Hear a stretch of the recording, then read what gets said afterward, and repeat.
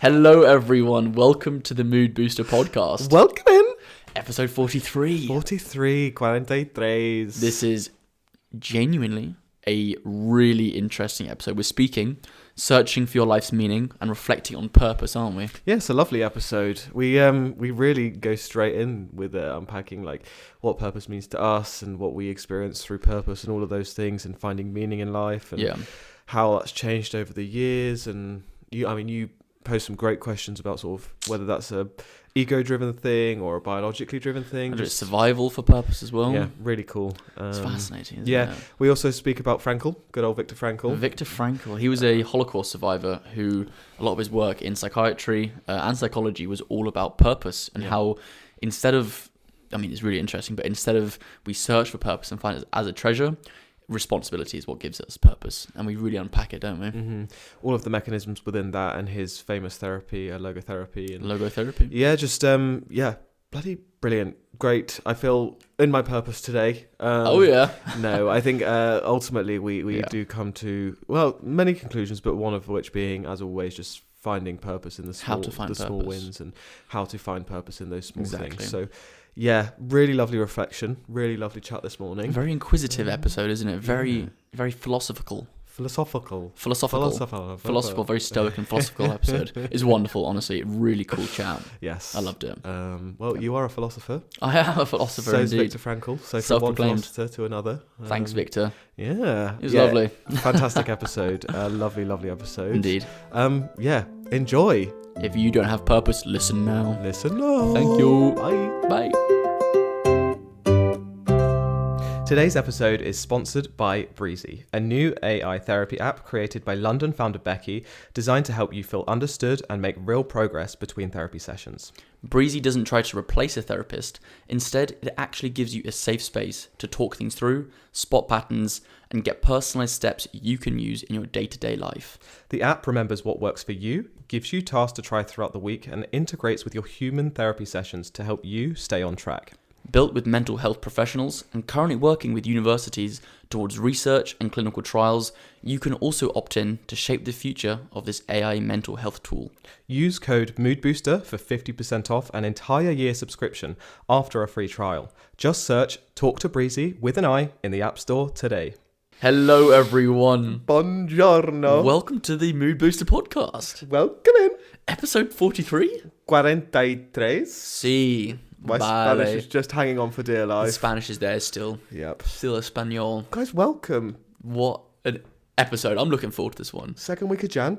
Yeah, we're into the new year. I know. What are we talking about today, Charlie? Very, very exciting prospect for this episode. We're talking about searching for your life's meaning and reflecting on purpose. Absolutely love that. Now, I brought this idea to you. We've always had this idea of what we can speak of with purpose. It's something that you and I both have spoken a lot about, a lot of reflection on. It's such an interesting topic, but I know we wanted to probably speak about it a couple of months ago, but wanted to wait until it felt right. Right in the heart. Right. You know what I mean? Right in the heart, right in the bones. Right in the bones. In the soul of it all. Bone marrow. Purpose of bone marrow. Purpose of bone marrow. There you go, question. What is the purpose of bone marrow? Don't know, but it tastes delicious. I don't know, I'm not a chemist. You're not a chemist. Yeah. Chemistry. Sorry, I'm not a geologist. There we go. Yeah. You've seen those memes where it's like when a geologist, is it a geologist? The rock people. Yeah, a geologist is packing up his things from work while it gets fired, and it's just a picture of the strong men just picking up stones. It's so funny. I've not seen that, no. You know those videos of strong men picking up stones, like putting it on their knees and rolling back and grunting heavy is when a geologist gets fired and has to go home and pack up his things. It's just him picking up a boulder and just heading. It's actually hilarious. It's really funny. It does rock. Rock on. Yeah, rock on. Rock on. Rock on. That's my purpose, is to rock on. Yeah, so purpose is lovely, isn't it, to talk about? It's an interesting one. Can be quite overwhelming. What is that? Overwhelming. What? Overwhelming. Lewis. Overwhelming. Overwhelming. Jeez. Overwhelming to talk about. Of course it can be. Or just to think about as a concept, because if you said to someone like, what's your purpose in life? Scary. What the hell? Excuse me, I've just met you. Why are you asking what my purpose is in life? But actually, we can break that down. And as we'll find out today, purpose does a lot for our well-being, and having purpose can do a lot for our well-being. So we just wanted to like have a little dabble there and see where we come to. We've got some brilliant research, some great philosophy and or therapeutic foundations that we want to talk about from, of course, great psychiatrist and philosopher. 100%. Marcus is really, if you're new here, you'll learn that Dr. Marcus is the sort of resident psychologist. Although he can't call himself that yet. Protected title. And I'm the resident stoic or philosopher. Oh, sorry, I mentioned philosopher without sugar. I told you, protected title. Charlie protects that title. Yeah, well, Socrates, Aristotle. Oh, we actually speak about Socrates today, so that's cool. Anyway, regardless, exciting stuff. Very exciting. What are you saying? What am I saying? A little bit tired. I've hurt my neck. And your back, or? No, not the back, just the neck. I was in the gym the other day doing shoulders and. Do you go to the gym? Yeah, can you not tell? Cricket. There we go. Look at that. Cricket. No, I was just working out and obviously moulding my life's purpose of being on stage at Mr. Olympia. Okay. And just hurt my neck. Really sore. Sure, not your back, just your neck. I'm really sure it's not my back. Okay. Yeah. Okay. The other two though, definitely. No, but my neck's really hurting, so I can't really look upwards. Don't look up. Great film. Is it a good film? I can't really remember. It was around Jennifer Lawrence COVID and times, wasn't it? Leo DiCaprio. Yeah. Yeah. It's got a whole lineup cast in there. I remember. Of course. So you've hurt your neck. I have. Me duele la nuca. I've hurt my neck in Spanish. Wow. Put it right there. There we go. Yep. Cool. How about you? Yeah, good actually. I'm well. It's I slept beautifully last night, but really sleepy this morning. No, feeling good. Feeling great to be back at work this week and just being productive. Of course, first week back. Yeah, back at all of the jobs, having a great time with it, and just getting into the swing of things. Really, January. We're already time of recording? Well, it's the 7th of January, so we're like a quarter of the way through January, which is loco. It's going quickly, guys. You're a quarter of the way through. If January's not the one for you, you've already a quarter of the way. It's practically over. So. I'm not. Maybe I don't know about that one, but I know your message. Do you know what I mean? And I mess with it. You pick it up. Pick it up. Down. I'm picking up what you're putting down. Yeah. So. Yeah. No. Other than that, pretty good. You're dropping all the Spanish. That is something that I am. One of my goals is to be better at Spanish this year, and I'm just like I haven't had a lesson for like 3 weeks at this point, and I'm just getting a bit like. I said to Charlie yesterday, I was like, I'm falling behind. What I actually probably meant was I'm falling behind him, because he was like, what are you falling behind? I was like, what? Who are you falling behind if not yourself? Yeah, so, what I probably meant was you, because you're excelling and doing really well. And we said we were, whoa. I know it's me and only me. Like, just give me a second. Okay. Whoa. Put the brakes on, champ. Put the brakes on. Did you call me a tramp? Champ. He's a tramp. And that. Because, like I carried on saying yesterday, we wanted to do the thing where we like help each other learn by having conversations. Yep. And you already started out way better than me, and then now even better. So I'm like, this whole conversation thing's probably not going to fly too well, because it's just going to be like charity work for you. And then any practice is good practice. Literally, I tried practicing yesterday. You're like, nope. I want to ease into it. You sound like Felix there. I thought you were going to say any practice is charity work. No. I mean, any practice is good practice. Yeah. Asking how you are and what your name is just solidifies it, doesn't it? Okay. And I need to practice because I was speaking French in my Spanish lessons. So how's that? I've not even spoken French in like 5 years. Yeah. So I could do with the practice. Yeah. So don't put yourself down like that. Yeah, I want to continue that Spanish. I do have a lesson coming up later this week, but nice. Just feel like itching to get back to it. But I feel like I'm not going to be. I'll be great, obviously. Yay, if you're rusty, it's also fine. But yeah. But yeah, no, my handstands were amazing yesterday. Yeah. Another goal of mine. You're actually doing really well, I should say. Thank you. Genuinely, for anyone listening, Marcus is excelling at handstands. Not even 4 months ago, you couldn't kick up. Like, you would just go, like... I'll take that. We have been saying 4 months for... Okay, half a year maybe. Now you're genuinely able to hold a handstand. It's and so it's cool. Actually fantastic to see. Yeah. I think this isn't meant to be me putting me there, but I've been trying them for years. You're genuinely getting quite close. Because you're consistent and you're just trying them out. It's great to see. Yeah. Honestly, it is. Thank you very much. One thing about me is I was born, I don't know what it is, and I don't want to go into all of that, but like I know I have like a predisposition for bigger, stronger muscles. Mm-hmm. Like, don't get me wrong, I don't have them right now because I don't see laughing. What's funny about that? I have a predisposition to being big and strong. So you've said that to me before. My brother said that to me. Like, I know that. So you're laughing, but you said it. The sentiment of it is quite funny. Why? I'm just naturally just really gifted. I'm just naturally really strong and huge and not necessarily gifted. I think it's a funny sentiment. No. Saying I'm predisposed to being big and muscly. I don't think so. You don't think it's funny? No, I think... You can't see the comedy in that? No. I think it's just an observation, like a neutral observation. Fair. Which I do have... Maybe you're a bit socially stunted when we can work on that sort of social cues. No. No? Like I'd say... Anyway, it doesn't matter. It just is the case. Like my legs are freaking huge, out, and I don't train them. I've just got big calves and big quads. So I think from that, I most certainly am not there yet, but I feel like I started from a place of my muscles already just being kind of okay. Yeah. And when I started them last summer, my shoulders immediately bulked out a little bit. Yeah. And people were like, "Oh, your shoulders are looking strong." And even you said your shoulders are looking wham. I was like, "Yeah, I'm doing the least." But again, 3 chin-ups a week is nuts. Yeah, it just kind of happens quite quickly. I do see that, to be fair. Yeah. In terms of body composition, the muscles are there. The fat is also there, but I don't really. Yeah, it's just a neutral observation. Neutral observation. Exactly. There you go. You are good at things. Oh, thanks, man. That's really kind of you. There we go. I'd love to hear that. I'm good at things. You are. Thanks, man. I appreciate that. Yeah, you've got some boobs. Excuse me? You do have boobs. I've got boobs. You've got a strong chest. I do, thanks. You have a strong chest. Appreciate that. It's actually when I started working out before, I do want to go into purpose, but when I started working out beforehand, I do want to actually get onto the topic we're interested in speaking about, but when I was younger, I started working out 14, 15. It was the only thing I worked out. I do chest day 3 times a week, and I do maybe shoulders once every 2-3 weeks. I wouldn't train legs at all. No, seriously. The classic. And I remember distinctly, I went to a house party when I was, I think, 16, and I just wore a t-shirt. Everyone was like, "Oh, what's happened to you?" And because my chest was showing through a t-shirt. Yeah. And I just worked it out even more. You loved that, didn't you? Oh my God, my ego. The reinforcement. It was the first compliment I had as a person when I was growing up like that. It was great. Leaned so far into it. That's body dysmorphia came into it as well, but alas, that's another topic for another day. Yeah, Wednesday. And it means next Wednesday, but it also means that now, even though I don't work it out, it's just naturally quite strong as well, which is quite nice. So, yeah, 100%.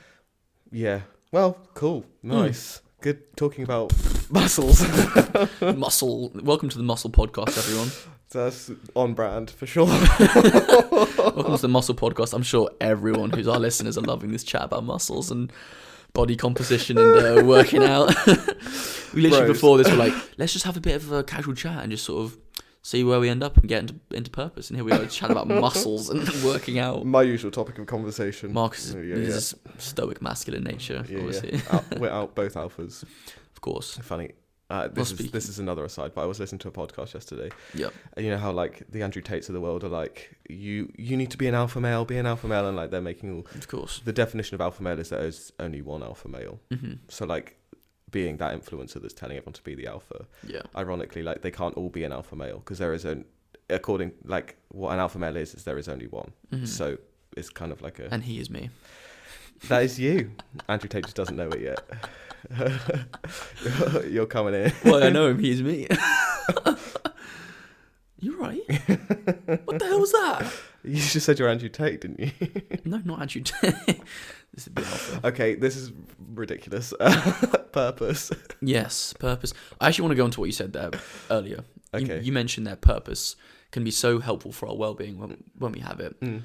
On the contrary, as we enter the conversation, from someone who's been in a place before where there's not been purpose, and someone asks you anything remotely like, "Hey, what are you up to? What's your job? What are you wanting to do with your life?" AKA, what is your purpose? It's a really scary question, I think. Oh, it's hella scary. It's terrifying. So, yeah, in the modern world, our purposes are quite askew. Yeah. We have to all find a path or a journey. And an interesting dynamic that I think we can witness is, hey, maybe thousands of years ago, our purpose was to survive, right? And maybe, hundreds of years ago, it was to be a great warrior or a great farmer, etc. You had these categories. And maybe even 80 years ago, your purpose was to be in a job, for like 60 years because that was how it went. Now, a lot of young people, why it's such a hard time is that there isn't a sort of set role that you play in society where you can leverage your purpose onto, I think. Okay. People are now in and out of jobs more than ever. Mm-hmm. And I think it's why it feels like quite a hard time right now to try and find a said purpose, because the idea without a purpose, as we both know, is quite scary. So I wanted to ask you, knowing all of that, how scary it is to not have purpose, how the times are changing. Here we go. Do you think purpose is ego-driven or a biological function that we have? Woof. Okay. As in, do you want me to explain more? Yeah, please do. So purpose, is it something that our egos are trying to sort of comfort? Is it something that our egos are trying to say, hey, we need a purpose so we can feel good? Or is purpose, do you think, actually a biological thing that humans need to survive? When you say our egos need, do you mean like it's the part of the brain to soothe? It's soothing our it's helping our well-being. Yeah, it's helping, but through like ego, through mentally, cognitively, it's giving us more, as opposed to like it's a cognitive process, active, rational thought, as opposed to an innate biological drive. Yeah. Both, which will always be the case in any form of psychology, which any psychologist would say. Okay. Unless you're like first year undergraduate and you're like nature or nurture. Yeah. It's always both. But like I'm an evolutionary psychologist, so I believe that we are driven by we behave as a function of our biological driving mechanisms that have evolved over time. That's really poor English. But the drives that have evolved over time, which are through evolution, biological by nature. Okay. So it gives us, we function by having a purpose to go out and do these things, or to look after someone, or to feel connected to someone. They all help us survive, having a drive in life to do something, to succeed. Yeah. And the drive, or purpose from an evolutionary perspective, is to pass on your genetics and to survive. So how that looks, how that manifests in behavior is I mean, a whole spectrum of our behavior is all about survival and passing on genetics. But of course, I need to go, like you mentioned in every example there, it was a work-based purpose. So your career, which I wanted to say is not necessarily the only purpose that we can have, but all of those examples were. It could be your life purpose. Being a farmer or a warrior. Yeah, I know, but then you said, and now young people are really struggling because there's not one set career, for example. One set purpose in life. Yeah. And even 80 years ago, when you said people can have a career, like there was arguably more to purpose than just someone's career. But back to the point, from an evolutionary perspective or a biological perspective, we go to work to earn money to be able to feed ourselves and our kin and to survive that way, which before would be going out hunting and finding food to be able to survive, all of those sorts of things. It's a modern manifestation of that. Those are all coming from the original purpose of surviving and passing on genetics. Of course. Now 100% we have so much more complex thought and cognition, and there's so much more to us than just an innate biological drive to survive. And that's where the cognition comes into it, our thinking, our emotions, our connections, our love, our passions, all of those things that are interconnected, and arguably could come from those evolutionary mechanisms, because we are also, psychologists argue that we have evolved to feel pleasure in life and all of those things, and purpose and pleasure go hand in hand. But I would say purpose is also hugely something that helps pacify, to use your words, pacify or soothe our egos. It gives us motivation. Solace. It gives us a reason to be here. It gives us, in existential times of crises, it gives us a grounding, all of those things. And they're all like cognitive processes that we use to help keep calm, reduce stress, look after ourselves, and reduce low affect or depression or sadness or whatever it is. So it's definitely a combination in my mind. I don't know if that answers your question. I was kind of I felt like a bit of a. How's that fence feel? Yeah. It's interesting. I do definitely agree. I think both sides have arguments. The reason I ask is because I think the timeline is important to witness and to sort of look at as well. I think definitely purpose used to be far more about your lifestyle, your survival, about surviving and passing on your genetics now as well. And some people's purpose is now still to have kids and to raise a family. And that's absolutely fine as well. But we saw, I think, that sort of survivorship, the hunting and the gathering, if we're going back to that, turn into, different roles that you used to play in society. Societal roles would often give people a lot of purpose as well. As we start to break these down, these societal roles, or these gender roles, for instance, or allow anyone to do anything in the world, especially as we sort of even take away or move away from the society where we have a job for 60 years. Now you can do anything. That does leave a lot on the playing ground, or whatever the phrase is, to be able to try and carve your own purpose or find your purpose. But when we used to, I think we can observe, which is a fair comment, be given a purpose by society. Now we have to find it. That's an interesting shift. So I am curious as whether it is purely survivorship, whether it is purely biological, or it actually is far more ego than we think. So you're saying where potentially roles were prescribed to us more historically, which would give us purpose because we were given it. Although we didn't necessarily like the roles. It's hard to know. I'm not saying the roles were good or that we liked them, and I wasn't alive 100 or 200 years ago. Yeah, it's hard to know. Is that your point? Yeah, and it's also defining, I feel like we should define what purpose is, because it's just, by what you're saying, it's saying, oh, I have a role, therefore I have purpose, and that's not necessarily completely what purpose is. Like, just having a role in society isn't always a purpose. Well, what's purpose to you?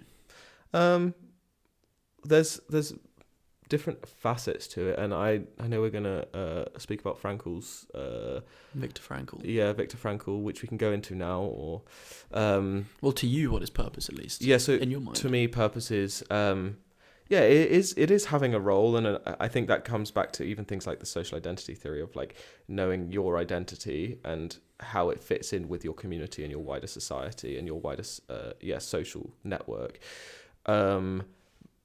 So my purpose is like you say, that role within that wider community and that wider network, whether that's the community leader for, in my case, like a run club community leader, or the pastor, or the parent, or whatever it is, that is your role that you see in a social context, and that definitely makes sense. And within those roles, there are expectations of you and things that you behaviors that you enact to fulfill that role. So that for sure makes sense, that a role gives you your purpose. But I feel like purpose to me also is something that transcends beyond the here and now and the realms of like social context.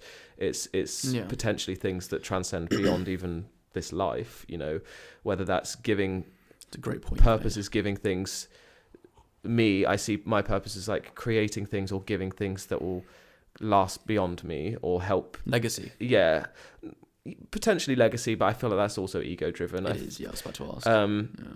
Things that will help other people, that are just going to help other people and maybe impact their life, that I'll never necessarily know about, but as long as I'm trying my best and help people the best way I can, that I'll be able to help people, and that gives me purpose to be able to know that I've for example asked the barista how their day was and seen the smile on their face, and just being kind to that person has maybe had an impact on their life that I'll never know. And even in that in itself, that's given me some sort of, you could call it selfish, but it's given me some sort of purpose to be kind in that moment and to be a kind person, and that in itself is a value that I feel like is part of my purpose. So it's not just a role of being a psychologist, a lecturer, a community leader. It's also living out values and experiences that transcend beyond me and my life as I know it now, and will last and hopefully make a better society and a better world. So it's so purpose isn't just about what you do, the things you have, or what you build. It's really a way of being. You are the purpose.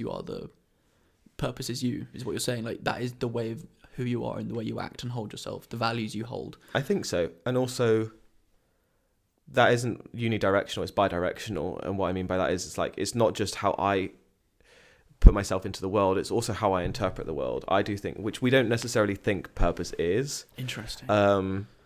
But it's actually, my purpose is also to try, like I'm not good, like no one's perfect at this, but to always try to, interpret things in the best way I can, and find joy in things that aren't joyful, or find joy in the everyday, which we're doing here.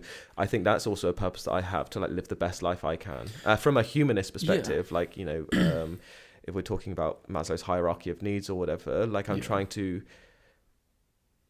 find joy and actualization through just being happy, and my purpose as a human being on this planet is to also try and be happy. So it's not only what I'm putting out there, it's bi-directional in what I'm taking from the world, in a sense of what I'm taking from the world and how I interpret good, bad, everything else in between, things that happen to me. I think all of the above can fit into meaning and purpose. It depends how. I think another thing about purpose is like your intentionality and your awareness of all of this. Because often we can float, especially when things in our life are easy or kind of neutral. We can just float without necessarily needing or having a purpose. It's when things are really hard that we like, crap, what's my purpose? Or what's the meaning of... And when we say purpose, we're using the word purpose a lot, but it's used interchangeably and synonymously with meaning, the meaning of life. So like, what gives you meaning of my life, meaning of life, exactly. So when, I don't know, we go through something really hard, that's when often we think about, what's the meaning of this? What's the meaning of life? What's the meaning of my life? Okay, what's my purpose? What's the purpose of all of this? Which often then, when you need that because of the bad thing happening to you, it's not necessarily there, because I think finding meaning and purpose takes continued preemptive daily work. This has been probably said on most podcasts now in the world, but exactly what you're saying there. There's a famous aphorism: hard times create strong men create good times create weak men, and weak men create hard times. I don't know if this is a bit extreme, but I feel like right now we're almost in society going through quite a hard time. I feel like we are, especially for younger people. For sure. And that would be creating stronger men, but it's in those harder times. People, it was an old aphorism, so it was pretty rooted in, people. That's the aphorism, regardless. Basically, with hard times, we do search for meaning. We search for purpose. And whether that is a role or looking inwards, as you're saying, which I think is a really interesting take. I think some of the things I'm observing from what you're saying is that not only do you search for it externally, whether it's through creating this, for instance, it's internally coming from there. It's actually coming from within. That's where the purpose is. You're saying, I want to spread joy. I want to connect people. I want to build a community. All these things are because your values are this, right? And so whilst what we're doing here, the Mood Booster, the podcast, is an extension of us because we're building it, really it's you living the most authentically you can and in line with your values. Technically is the purpose, but then that brings it back to our you purpose, which is a whole nother segment of what we want to get onto. No, it's just interesting to hear how you define purpose and really what it means to you, because I know we've both spoken about it's scary in life when you don't feel like you have one, because you feel like 100%, and it's probably quite easy for us to sit here and talk about the importance of it, how easy it is to have when we have quite an easy purpose to grasp onto with something that we're building as well. I think another thing, you're like asking for my reflections, I think is really like speaking personally now, not just my thoughts about what it is. I think I have like generally floated, I am someone who sort of, I don't attach it to a religion, and that's something that gives a lot of people purpose heavily, which is something to think about, like the origins of religion and the absence of it, and the need for purpose as human beings. We all have a need for purpose, and therefore, if you don't have religion, then where does your purpose come from? Where's your faith? And that's something that I sort of align with, and those sorts of questions. And I think that personally speaking, purpose is something that you carve every day. Carve in the small little, this coffee tastes lovely, and that's literally why we live and try and live and breathe, finding joy in the everyday, finding joy in the everyday, finding purpose in the everyday, finding reflection in the everyday, being present and grateful in all of those things. It's your habits, they all go hand in hand into just giving you a meaningful sort of purpose-driven life. And that's, again, I appreciate that's when things are easier, but even when things are hard, finding joy and finding those little wins is actually more important, because the bigger wins are so much harder. I think on a speaking slightly larger scale, because everyone has things that I think are more sort of a chronic source of purpose, as opposed to like, oh, this coffee tastes nice, or I don't know, the flowers look lovely in the garden this morning, whatever. My purpose, I didn't feel like I had really for some time, which was fine. Like, I didn't necessarily need a huge purpose in terms of, like I say, religion, or a lot of people's purposes, like children, for example, or whatever. I found like doing this over the last year has really given me some sort of purpose that I absolutely love, with every like part of me. And it's it's been amazing to sort of grasp onto that and feel that. And people have always asked me over the last year, like, oh, how's it all going? And I, especially towards the beginning, I was just like beaming ear to ear, like, I feel like I've got a spark, and I've got this passion that is, I'm really fulfilling a passion. And passion and purpose, I know you want to touch on it in a bit, but like do go hand in hand. And I feel like because of doing this, I've got some sort of drive and a purpose to, like, I think build something bigger than me. I know it's, someone, a cynic would be listening, being like, oh, you're doing a podcast, relax. But like what we're doing, our mission we is... know the size of it. Our mission is so much bigger. That's what matters most. We sat down on the weekend and went through, we just had like an MOT of all of this stuff, and, the mood booster in general, and just whatnot. We went away and just did like loads of work and focusing on that. And I intentionally started it and said, Charlie, right, before we get into all of the above, let's just have a moment to reflect, like, what are our whys? What is your why? What is my why? And let's just like be intentional with taking some time to think about that, writing that down and sharing that with each other, because all of this comes from those whys and those purposes, I believe. And it was really nice to sort of understand that, not only internally, because it was an exercise to just reflect, but also share that with each other and learn from each other. Like, okay, well, this is where we're coming to the mood booster from, and all of those things, because it was a good place to start, because in my mind, the purpose is the foundation of like the why we're doing it, and the meaning is the foundation of it. And I feel like that is something that then can be mirrored in life in general, for not only us, but for everyone. Well, it's a really interesting way you frame it. I think the reason why I was so curious about ego and how that plays into purpose is because what I've witnessed from, a few people I've spoken to who have been older, who've achieved quite a lot in their life, whether it's built and scaled and maybe sold a company for millions, whatever it is.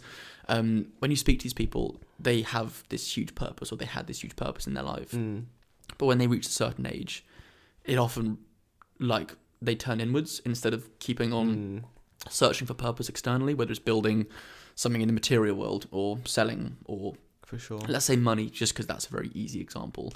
But from what I've observed with some people who've achieved quite a lot, they'll do the big thing, they'll reach the top of the mountain, proverbial mountain, and then turn inwards and realize that they need to find purpose and meaning within. There was a guy I used to train with at my gym. A tech CEO, can't remember the name of his company. Like, I can actually, but I'm not going to say it regardless. He scaled his company, sold it for millions. I was working out with him, and he was really interested in meditations. The book by Marcus Aurelius about meditating. I was asking him, what are your interests? Are you going to build another company? He's like, no, I've done it. I've seen what's at the top.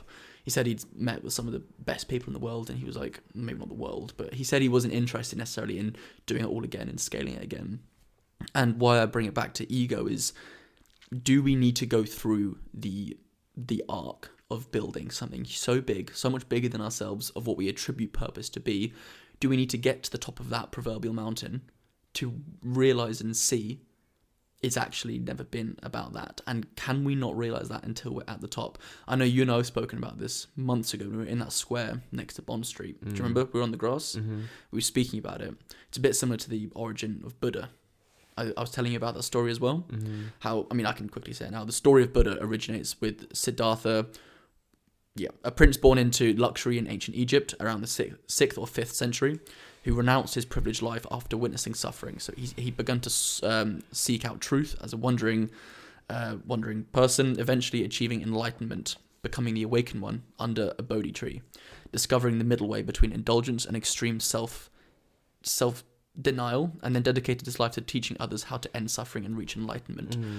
Essentially, I'm not going to go into whole Buddhism here, but the story of Buddha is that he had everything. He had the purpose, the wealth, everything that he had, realized that this wasn't actually where purpose and true meaning lies. It lies within, which is where a lot of Buddhism and meditation comes back to, is looking inwards with values and meanings. But are we not able to fully commit to this until we have built the proverbial empire or scaled the proverbial mountain? Because I know, hear me out here, I know you're tutting and like rolling your eyes almost at this, or like questioning it. No, not at all. Well, maybe not rolling your eyes, but you're like sort of seeing the holes in it.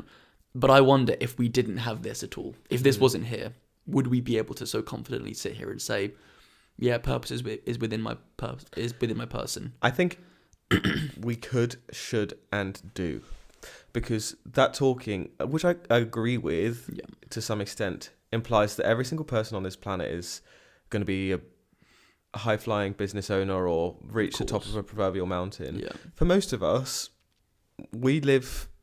humans live mundane, boring, normal lives, average lives. Yeah. We don't all do these high scales and mountains and no, of course, business own and all these things. Yeah. We all find purpose in our lives in the average, and that's what we're doing here. And for even more reason, the end destination, I agree with. The getting there, less so, in terms of what I mean by that. Needing to scale the mountain. Yeah, I don't think we have to scale the mountain to realise the top isn't where it comes from. For some people, fine. If that's how you've got there, great. But not everyone will get to the top of the mountain. Not everyone wants to get to the top. Not everyone wants to be a business owner or whatever it is, right? Yeah. But the end destination, it comes in from within, 100% agree with. And our purpose and our meaning. Is how we get there is... yeah, it's up to us. Yeah, and that's what we're doing here. We're preaching. We're talking about introspection and reflection and all those things. Yep. Because we believe that ourselves, and we don't need to be these high flying people that have these huge things. Like that's something we can all practice on a daily basis to whether it's to find our meaning and our purpose, or whether it's to find the joy. I mean, all of them are, they're not mutually exclusive. They all go hand in hand. Yep.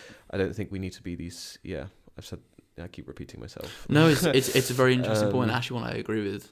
Even just on a quick reflection, not everyone wants to do that. No, and that's probably a little bit of a self-indulgent way to see it. Yeah, I was curious because we are essentially with what we're trying to do, scale our own proverbial mountain here. I think we are. We are. I think you and I have spoken about it a lot, how much this gives us as well. Mm-hmm. But I'm just curious, if it was all taken away from us, how would purpose feel then? But you had a really good point to me on the weekend, because I was unashamedly like, I love all of this so much, and I'm so happy with it. I would be, hypothetically speaking, if we sold or did whatever, I would be heartbroken. Yeah. And you were really okay, well, it's all of that is a material thing. Yeah. What is it doing for you internally? What is it? How are you growing? Yeah, how are you growing? And that is so important, and that is ultimately what it comes down to. Yeah. And which I did have in my whys. I was very much, this is something that transcends far beyond me, and I'm helping people on all of those things, which I can do regardless of whether it's through the mood booster or through anything else. So it's, I guess, what we keep coming back to is the internal and finding those. And I mean, also just coming back to some maybe more. What were you going to say? No, I was about to say, bringing it back to Viktor Frankl. I know that we were going to say it. We can see, although we can say that purpose is so internal, we can see the impact or the extent of what having an external purpose can do, especially if it's not there. Yeah. There was a story of Viktor Frankl that I'd actually like to go into, if that's all right.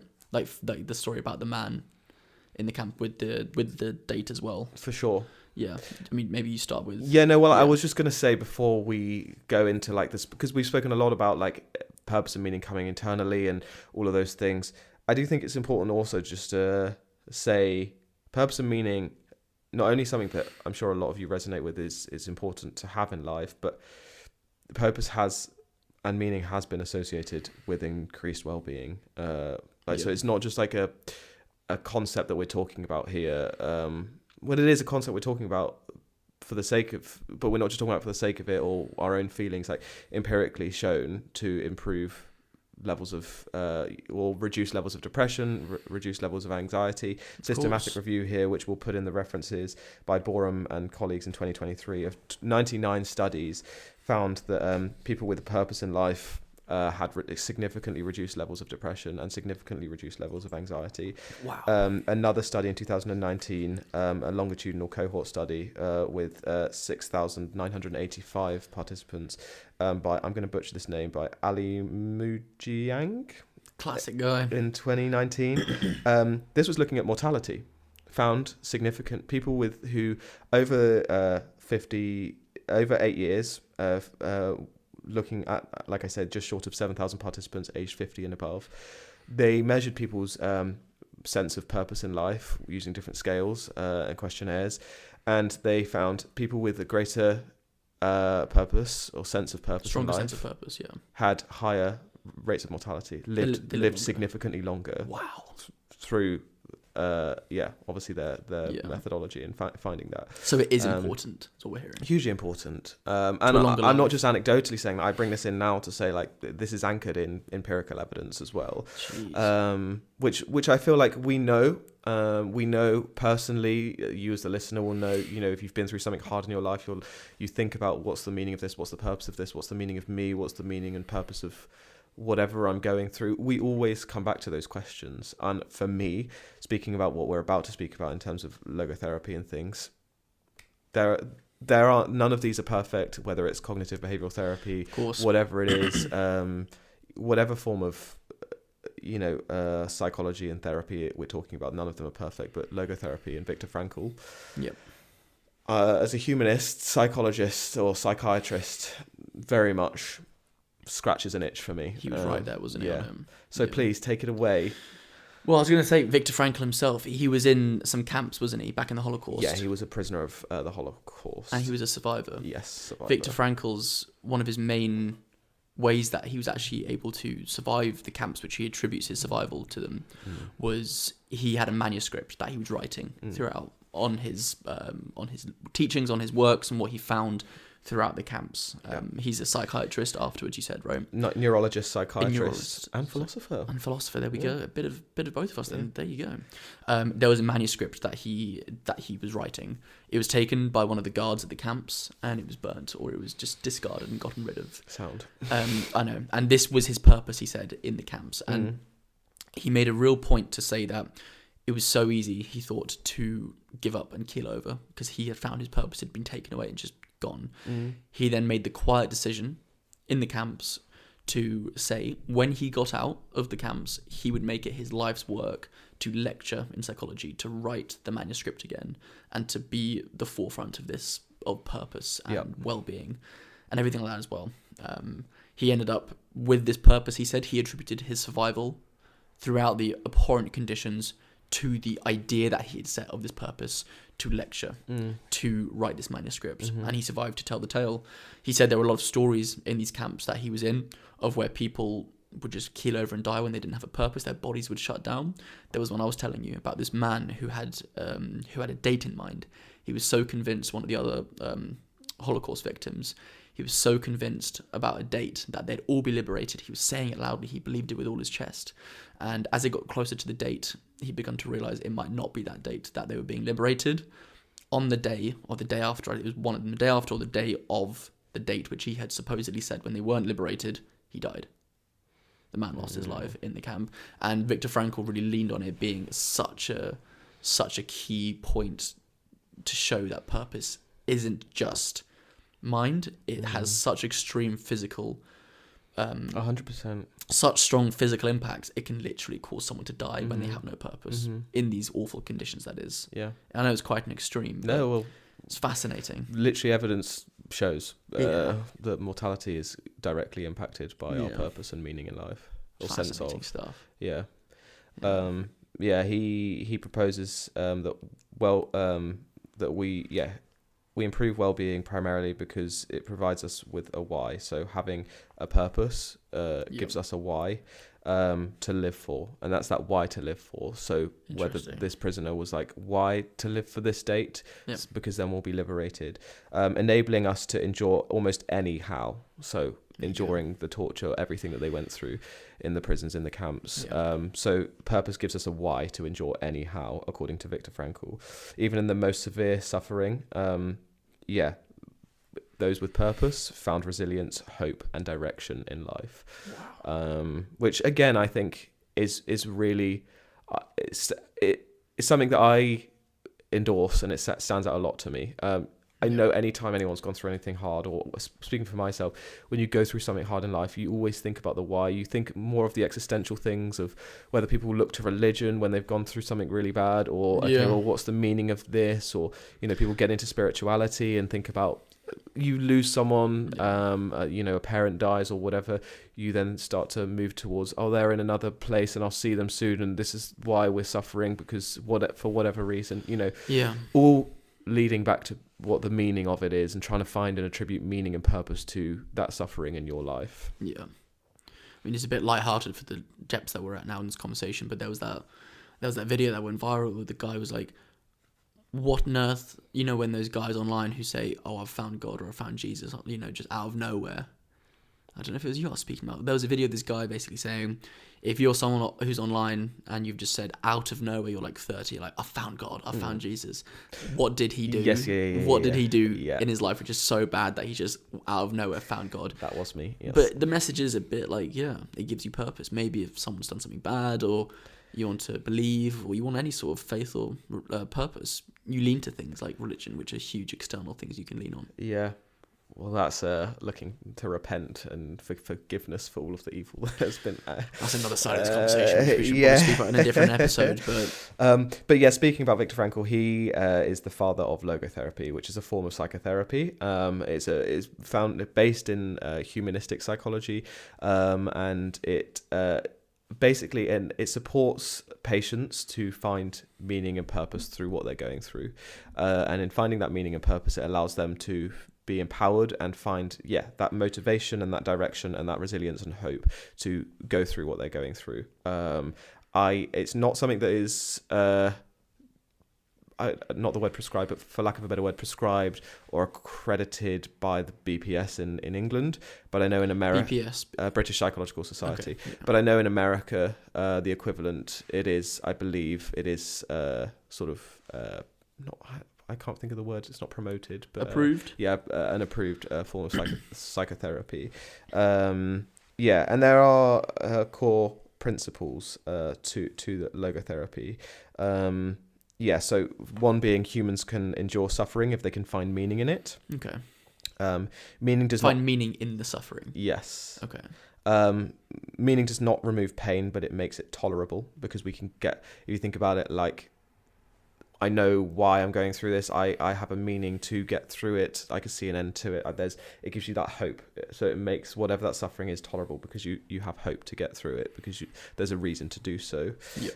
Purpose is often found through responsibility rather than happiness. Okay. So it's finding, which we'll unpack more, but like finding what I can do in my agency and autonomy and what I can bring to this situation. And we discover meaning by asking, what does life expect from me, rather than what do I want from life.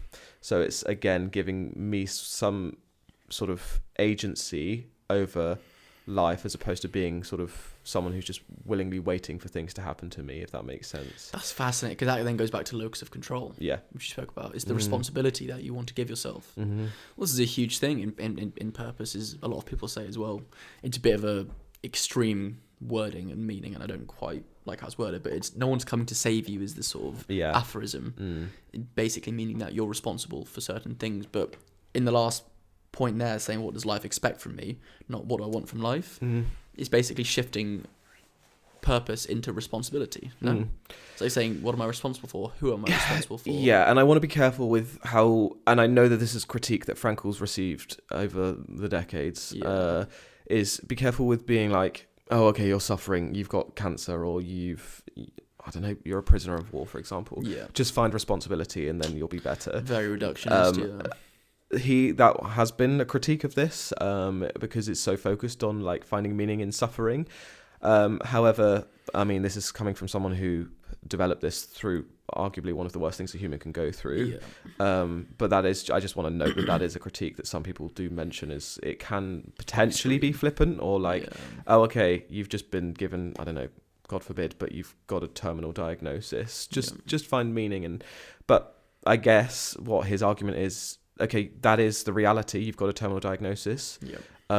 We can either wallow in that and be, not have a good rest of our life, or we can try and do what we can to enjoy every moment that we have left on this planet. And therefore, this is what logotherapy is trying to enable. Let's find meaning in the suffering. Let's find a way we can find joy in the suffering and purpose in the suffering.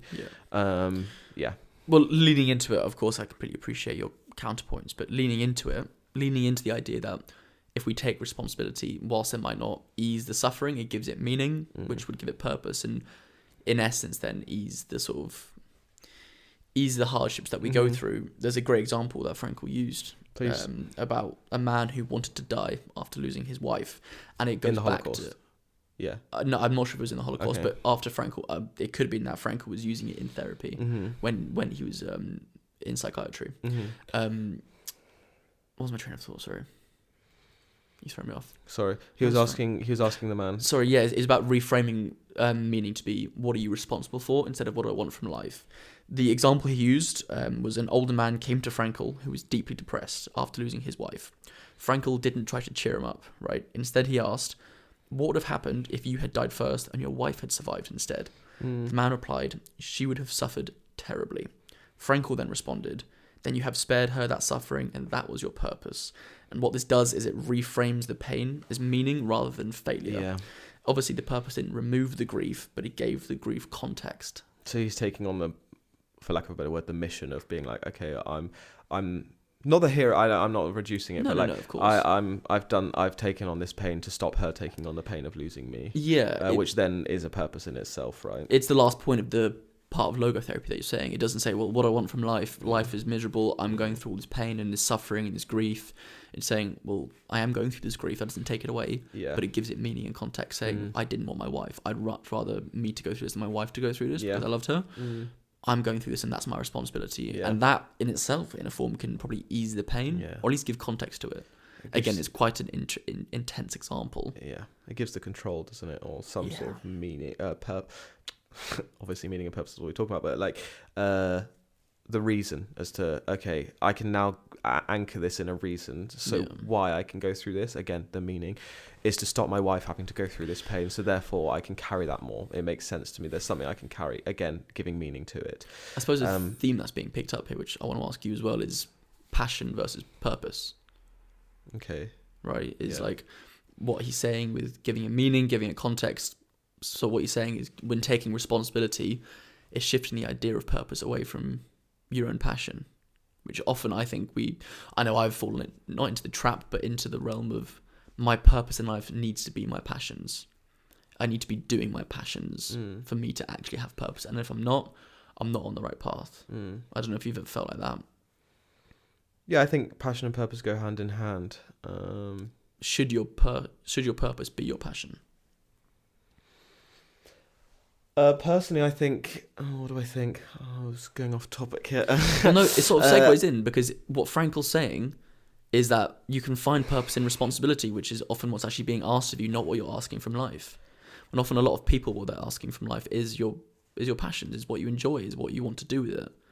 Frankl's saying that with purpose, we can often find meaning in what we're being asked of. Yeah. So you find passion in... Not passion, purpose. Yeah, but then passion comes from purpose, no? Passion, no, is what I'm saying is... you might not be particularly passionate about finding purpose in your grief. That's what I mean. Yeah, so it's different. Okay. What I'm asking you is, whilst Frankl's arguing a lot of purpose isn't found in passion, it's found in responsibility that we're given from life. Right, okay. Often as humans, we seek out passion. Yeah, I mean... Can we find purpose in that instead? And should we? Yeah, I'm sure we can and should, and I know that's what he says, that purpose comes from, like you say, not necessarily joyful responsibilities, but in some way it still allows us to be emotionally resilient, I think, in times of hardship, having a purpose. It's not necessarily passionate, but it allows us to feel less stressed, less confused, less anxious, because okay, I've got resilience here, I've got hope here, I've got a reason to continue. There's that purpose here, which then reduces all of those. From his definition, it gives us a why to live for. Through anyhow, it gives us resilience, hope, and direction. So, and in having that purpose, on some level, it's not always about pure passion and elation, but it still gives us some sort of emotional impact. I think having that responsibility and being responsible over something like a community isn't always joyful and passionate, but it's still on some level affects your emotion in some way. It gives you that hope, or it gives you that resilience. It gives me I've got to keep going, even if would ordinarily feel stressed. I've just got to carry on and not necessarily wallow, be in self-pity, because I've got to carry on and I've got this responsibility, which according to him then allows one to be productive and carry on. Interesting. So talking about the specifics, what his three routes to meaning, Frankl's. Creation, experience, and attitude are the three core routes to meaning, according to him. Okay. So creation being work, contribution, building something bigger than yourself. That if we can create in life, that will give us meaning and that will give us purpose.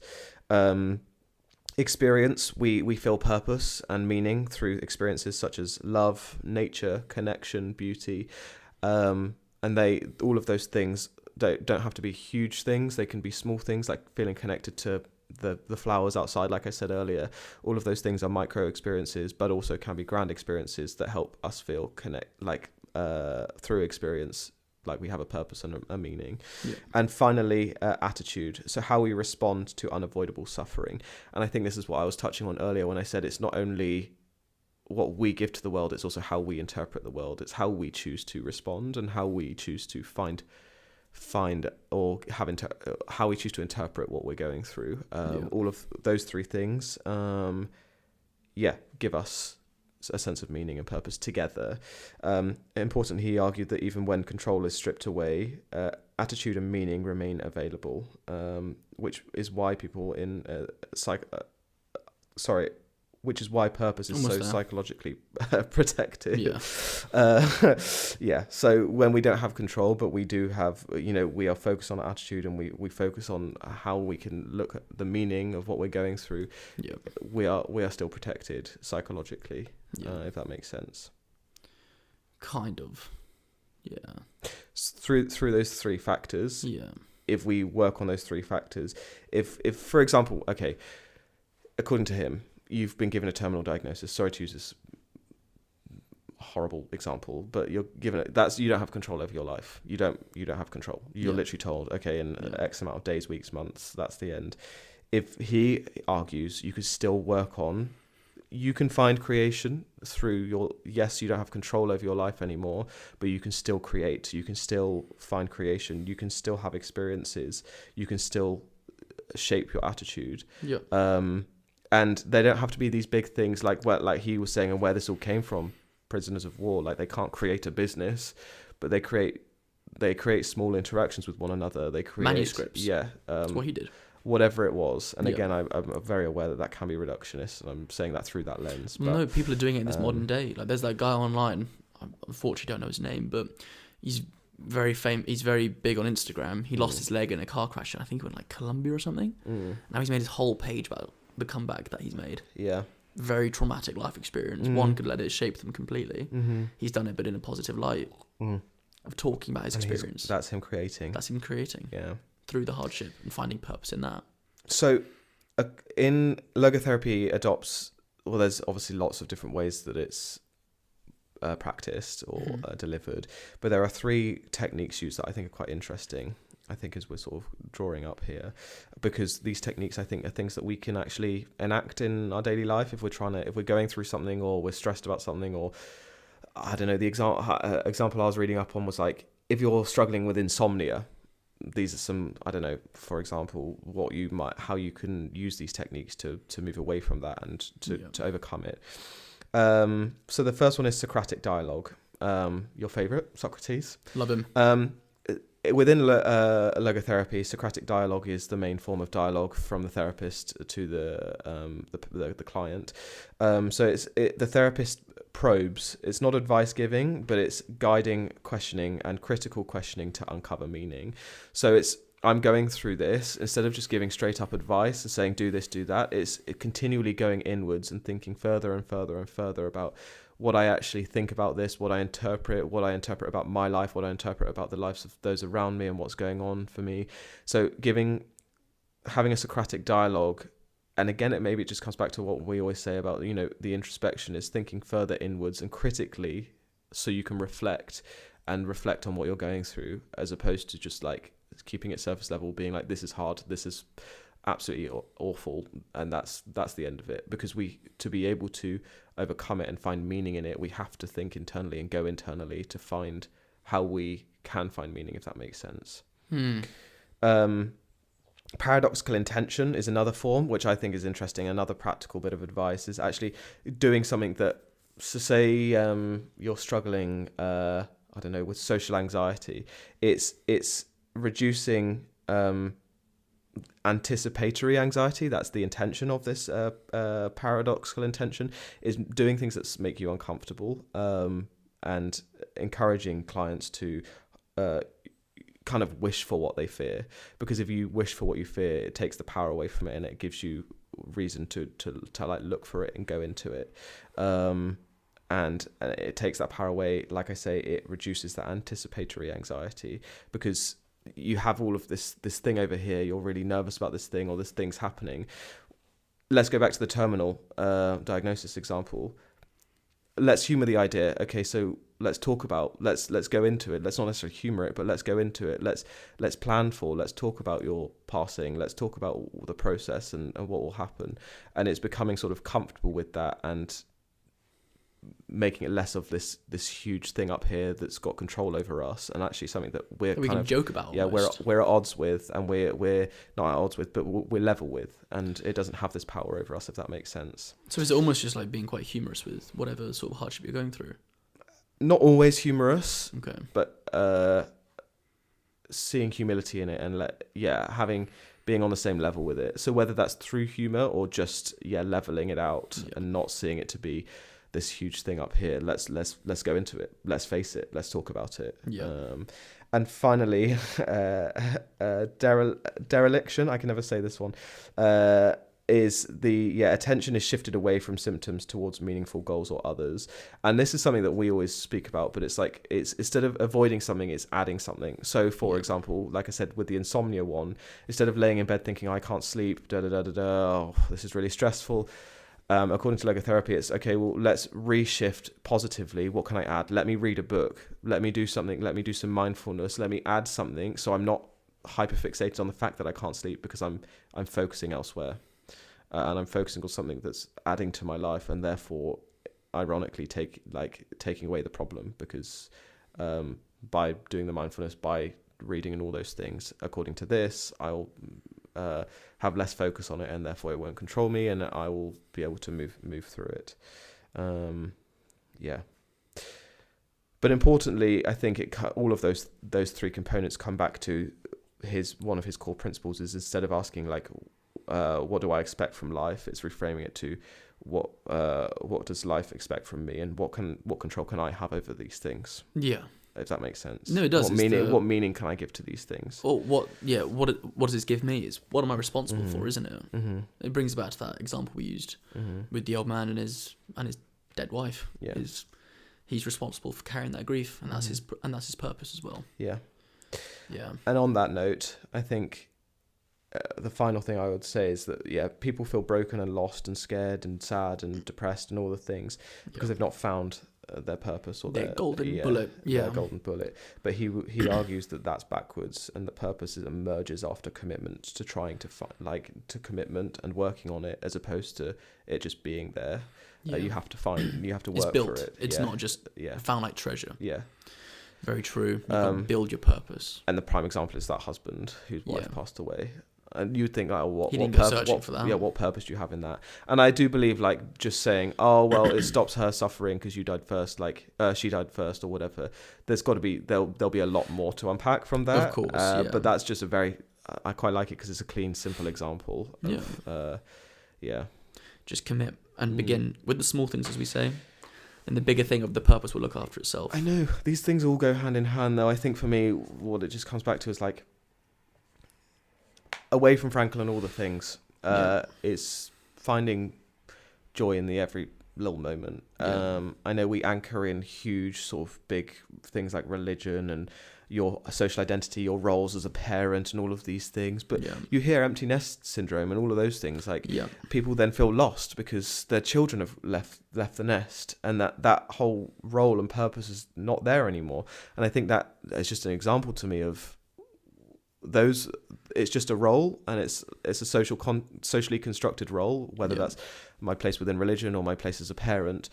Ultimately, I think what we find is we keep coming back to that has to come in internally, and we have to find our purpose from our little wins, our little meanings, our little, everything that we do on the daily, and create that every day and intentionally create that, because all of those external things are external and therefore are fleeting and aren't promised to us.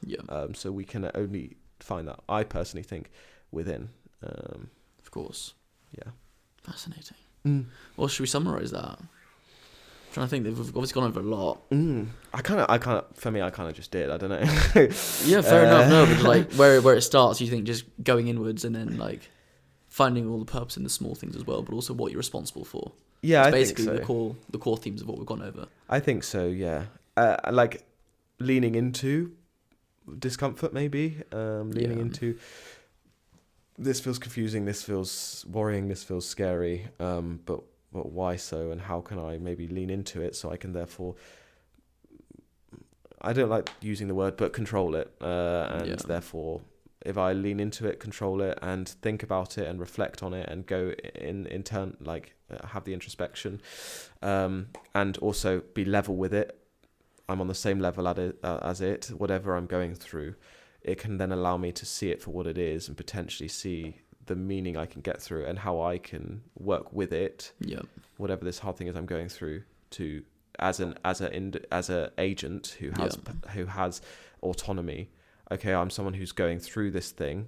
It's not happening to me. I'm going through it with agency. What can I do with it? What can I make of it? How can I make the best of it? But I think it first takes that introspection, that leveling out, and that that positive thinking, the positive additions of adding things as well, to find the meaning in those difficulties. But that's when you're going through something specifically difficult. I think generally speaking, as a baseline, for me, like I said, it's finding joy in the everyday and finding little forms of purpose, like saying hi to the barista because I could see the smile on their face, and selfishly or not, that makes me feel like I've done something good in this world on the most micro of scales, because I've made someone's day. And that in itself is purpose. It's helping people. That's something that's a value I live by. I don't know if that makes sense. It does, yeah. What about you? What about me? Any other thoughts? No, I mean, I think you've covered it nicely there. Okay. I think you've covered it well. I think it's, I think, I mean, even bring it back to the beginning when you said to reframe it as not having to go through this mountain, not having to build this entire thing, and knowing that it's within us and that it sort of sits in your values. That's where the purpose is found and what you're responsible for, and always being sure to reflect and introspect on what you're going through.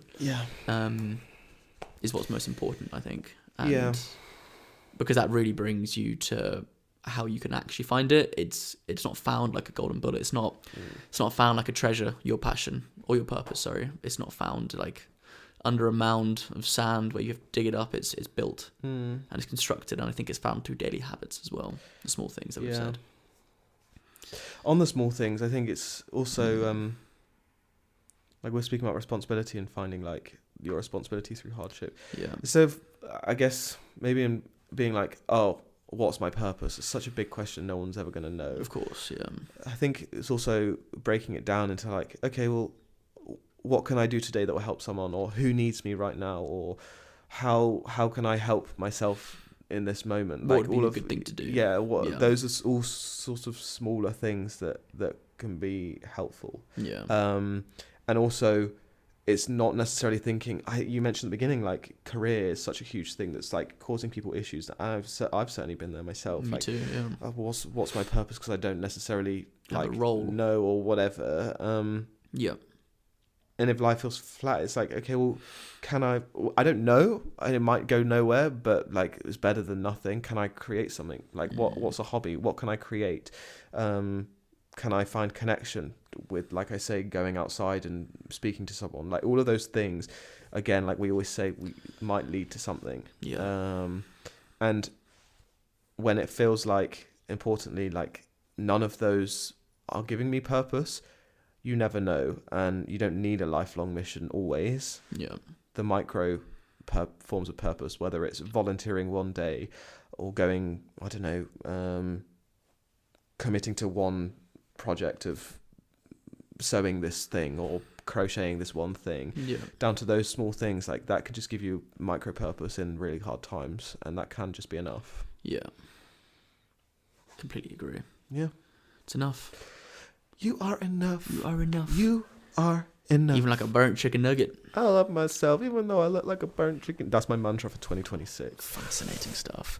I want to talk about this more in the next episode as well. More in like, I don't know. Loving yourself even though you look like a burnt chicken 100%. nugget. The chicken nugget episode. It's just going to be titled episode 44, Chicken Nugget. Well, do we feel confident that we've now found, that we can now find our purpose in life? I feel like, to answer your question earnestly, we've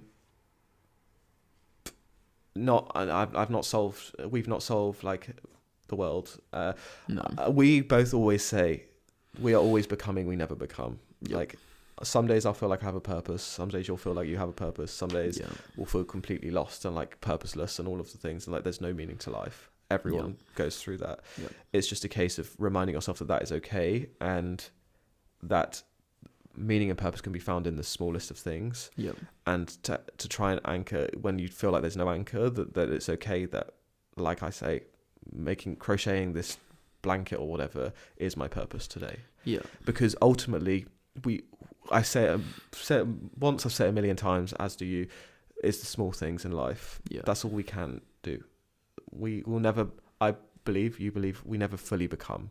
We never, and speaking for purpose, therefore, I don't think we ever finally find a one big purpose in life that is like our thing. We're known for many things in life. I think it's important to obviously take stock of that as well, and not put too much of yourself, label it as a role, because if it's taken away from you, your purpose is gone. That's the thing; it comes internally, not externally. Because if you anchor it so much to an external purpose, being a parent or whatever, the kids leave the nest, boom, who are you? You're a doctor and you lose your job, boom, who are you? Like you got to be careful with that. That's why it needs to come from internally, and the responsibility. I'm someone who cares after people. I'm someone who does this. I'm someone who does that. Which is why I really appreciated your point on the weekend of like, it's okay that we absolutely love and cherish this and it gives us purpose. It's important. That's great. But also beyond that, like, what is it about ourselves and what we're doing that is ourselves, not the mood booster? And what could that carry? What therefore could we carry beyond the mood booster? Completely. And it's important to always remember that. 100%. Cool. Purpose. There we go. Well, I really enjoyed that. That was a wonderful episode. I fear I waffled a little bit at times. Sorry, guys, for the waffle, but you know me. It's lovely reflections. Some thanks for the questions. I feel like I hope I answered them okay. You did a great job answering them, for sure. It was wonderful just to unpack, because it looks different to everyone, doesn't it? Purpose, and it's just really interesting to hear how we all approach it. And there is no right answer, even though Viktor Frankl was very much had his own thoughts. It was doesn't necessarily mean it's right. It's if we resonate with it, and that's the most beautiful thing. For sure. So Great stuff. Most certainly boosted my mood. Well, do you have any weekly mood boosts? Talking of weekly mood boosts, I do indeed. So I think everyone knows what I've said before. I'm a lecturer at university, and I supervise projects, so like dissertations. And my students yesterday had their vivas, of which I sat in on, and they all did really well. And it was just What's a viva? Viva voce, it stands for, in Latin, oral examination, or I think, But anyway, so their vivas was just part of their courses they have to do. Nice. And I'm someone who I will 100%, like, I know because I know the feeling. When someone's presenting to me, I'll be there like for the audio listener, I'm nodding and smiling hugely. But I'll be there like really encouraging them. But like genuinely, I started like that. But genuinely, I found myself just genuinely beaming ear to ear, just watching them, being like, I can see you're so good at what you're doing. You've put in the work, and I just really love seeing that, like, they've put in the work and then it coming to fruition and them doing really well. I was really proud of them. So yeah, that was my mood boost this week. Nice. And you? My weekly mood boost, if you're watching on YouTube, you'll actually see behind us in the studio we have some beautiful watercolor paintings of us, done by the amazing Kate Young, fantastic artist. She's brilliant, talented, and what's even cooler is she left her job to become a full-time passion job person with her purpose. So it was lovely. We met her after the 10K in Battersea Park Christmas. We saw what she was doing. We were like, this is so cool. We got to speaking with her, and she sent us a couple of beautiful watercolored paintings up behind us in the studio, which you can see if you're on YouTube. And they arrived, and they've been up for a couple of weeks now, and they're incredible. So that's boosted my mood. Cool. Indeed. Lovely job. Thank you very much. I think that's boosted my mood as a general episode. 100%. Whatever you guys are up to this week, whenever you're listening to this, whether it's the day of release or whenever, I hope you're well. Hope you're well. And finding your joy in your everyday and your meaning in your everyday. Let us know whether that is if you think you found your purpose. Yeah, your lovely coffee this morning, or the sun's out. I don't know, you've solved, God please be the case, you've solved all the wars in the world and we found world You've peace. Solved the wars, what the problem was. Oh, that would be great. A classic problem. But yes, I hope you're all well. Thank you for being here. Thanks for listening, everyone. I will do some ASMR. Turn it off. While Carlos turns it off. So, what do I ASMR today? ASMR. This ASMR lark is, are you still enjoying the ASMR? Let us know.